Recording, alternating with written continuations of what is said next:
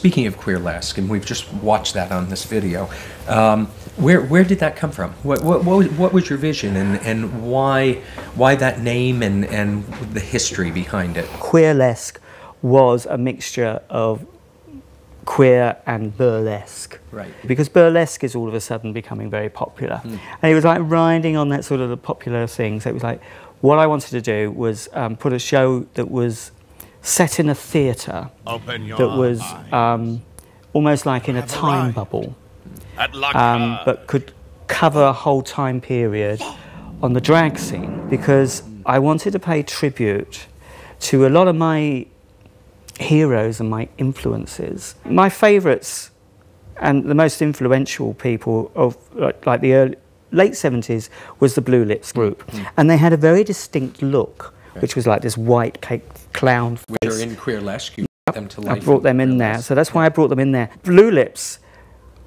as individuals, they brought their own costume, and they was like any bits of tat.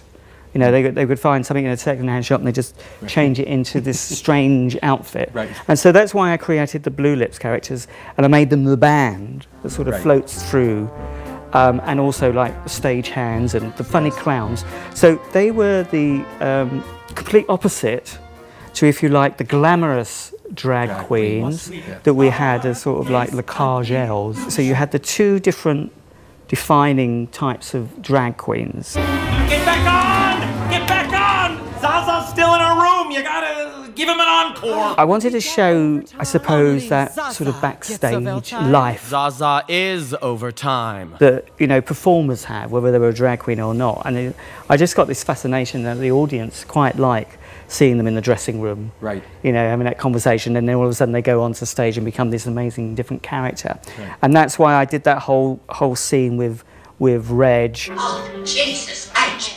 Christ. I'm dying for a wee. Hurry up, Iris. You're going to be in there all night. Get up the bog, you dirty bitch. And then all of a sudden she goes off and she comes out and does Marlena. Right. You know? Right. And then goes in and she's a drunken lush later on. It was just like linking the audience with, you know, the fact that performers are very funny when they're not performing, but they also can be very sad, you know, hence the sort of last song, What Makes a Man. That again was a twist and playing a different homage.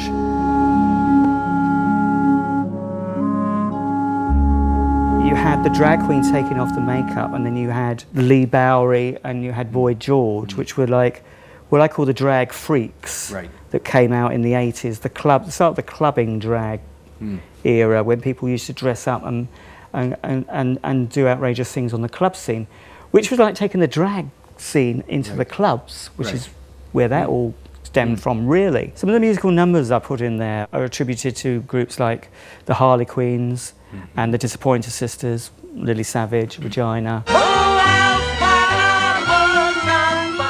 Bosom Buddies was the Harley Queens. Manamana, that's Lily Savage. Manamana.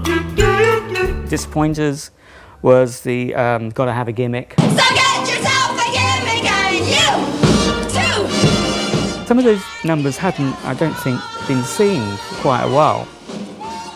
Putting Lindsay Kemp in there, that was just a personal touch of mine. Just wanted to use him with attributing to the drag queen, so that's why he was handing out the roses and things like that. And I like mixing up different times and bringing them in together. I wanted to lead it round to the point where, like, the audience had forgotten that, you know, where they were, and all of a sudden stick them back in 1969, the day that Judy Garland died, and the police raiding one of our gay clubs, and just confronting them with that, and then reminding them that's where the gay pride and the gay movement basically came from.